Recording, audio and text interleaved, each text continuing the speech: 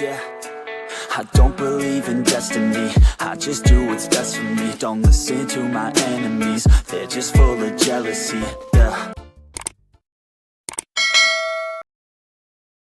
Madu, cairan manis yang dihasilkan oleh lebah dari nektar bunga, telah dikenal sejak zaman kuno sebagai makanan yang menyehatkan.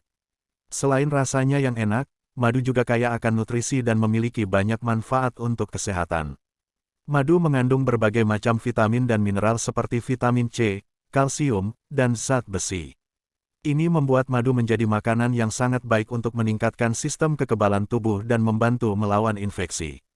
Selain itu, madu juga memiliki sifat antibakteri dan antiinflamasi yang dapat membantu mengurangi peradangan pada tubuh.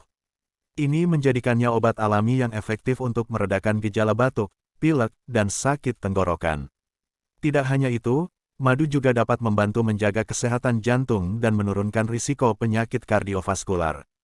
Ini karena madu mengandung senyawa antioksidan yang dapat membantu mengurangi peradangan dan meningkatkan kesehatan pembuluh darah. Bagi yang ingin menurunkan berat badan, madu juga bisa menjadi alternatif yang sehat untuk gula.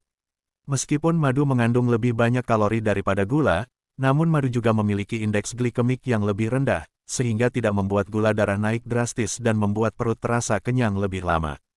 Jadi, itu tadi beberapa manfaat madu untuk kesehatan.